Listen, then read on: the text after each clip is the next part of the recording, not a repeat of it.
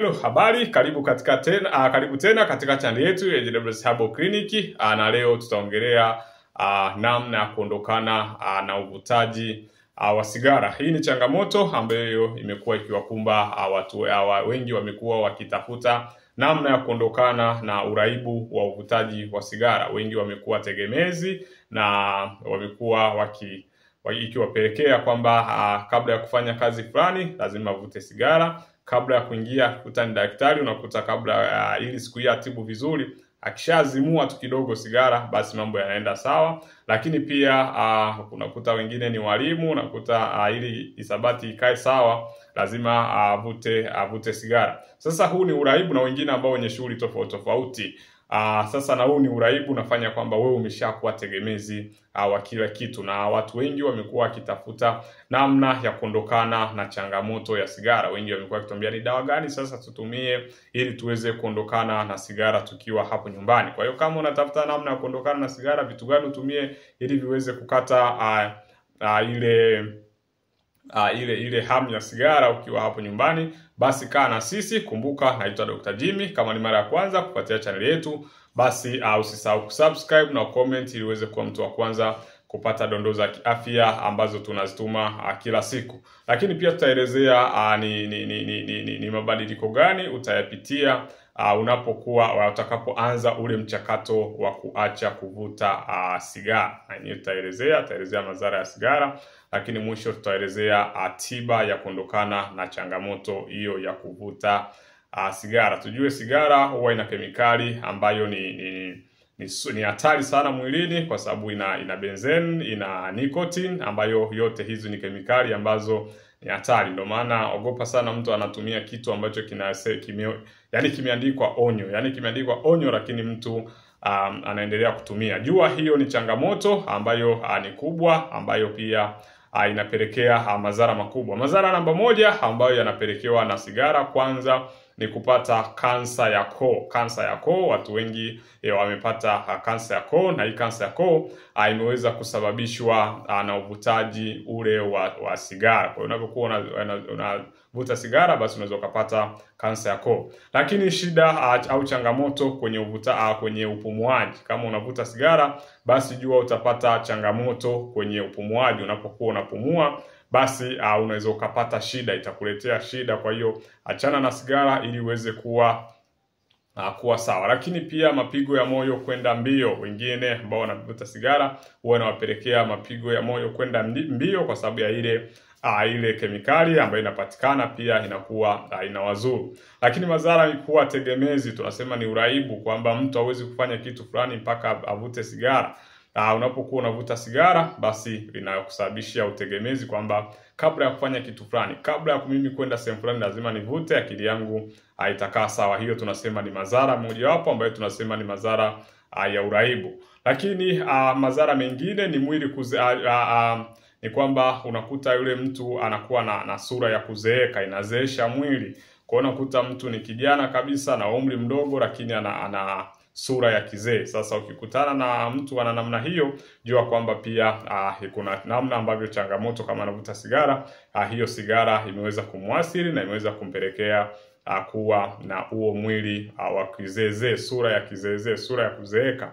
Lakini ya tatu ni kwamba inaozesha meno kwenye mdomo, lakini mdomo unakuta ni mweusi.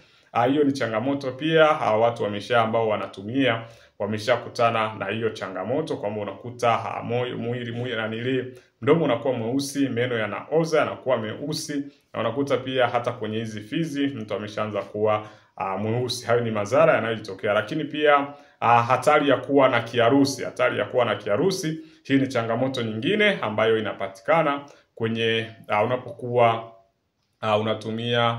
unatumia sigara. Ina maana kiharusi itakusababisha ile blood circulation iweze kutokuwa sawa. Kwa hiyo ikishindwa kuwa sawa, basi itakupelekea changamoto itakupelekea changamoto ya kiharusi, au tunasema ni stroke. Kwa hiyo hizi ni baadhi ya madhara ya kutumia sigara kwa muda mrefu. Lakini pia inasababisha vidonda vya tumbo. Ina maana ule moshi unapokuwa unaingia kwenye mapafu, basi ni moshi ambao ni hatari, na unaweza ukaongeza sumu mwilini. Unakuwa ni chanzo kingine cha sumu mwilini. Na mwisho ni kwamba inaweza ikasababisha pressure, ina maana ile blood circulation ikishindwa kuwa sawa, basi jua itakupelekea pressure au mapigo ya moyo kwenda mbio. Haya ni baadhi ya madhara ambayo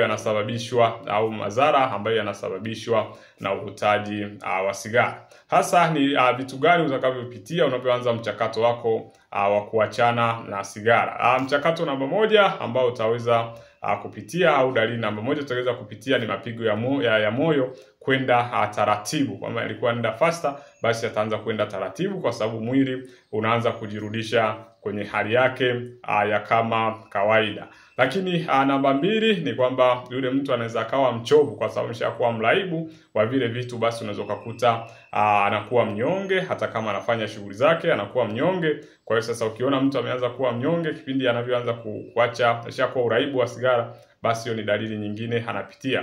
Lakini ni kupunguza ile hatari ya kiharusi, kwa hiyo ndio kabisa huyo mtu yuko kwenye huo mchakato, na hii inatokea kila unapokuwa unatumia, kila baada ya siku, kila baada ya masaa. Kwa hiyo hizo ni hali ambazo anapitia. Hali zinakuwa nyingi, lakini sisi hatujajikita kwenye hali, tutajikita sana kwenye suluhisho.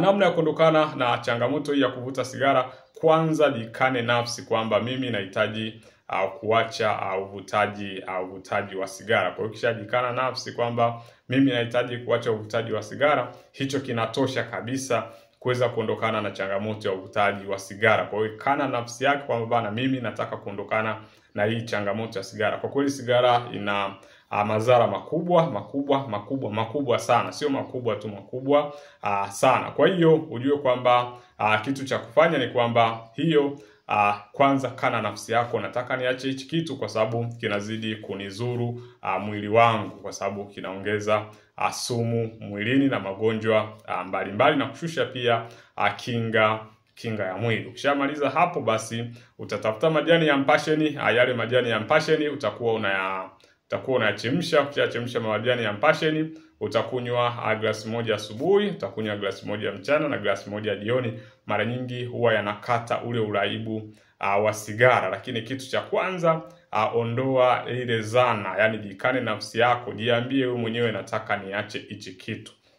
Ukishajua, basi utatumia hayo majani ya mpasheni, unachemsha, unakunywa glasi moja asubuhi, glasi moja mchana, glasi moja jioni. Kwa hiyo ndo namna rahisi ya kuondokana na sigara au na uvutaji wa sigara. Nikukumbushe, kama ni mara ya kwanza kufuatia channel yetu, basi usahau kusubscribe na comment ili uweze kuwa mtu wa kwanza kupata dondoo za kiafya tunapozituma kila siku. Lakini kwenye comment tuambie wewe ni madhara gani ambayo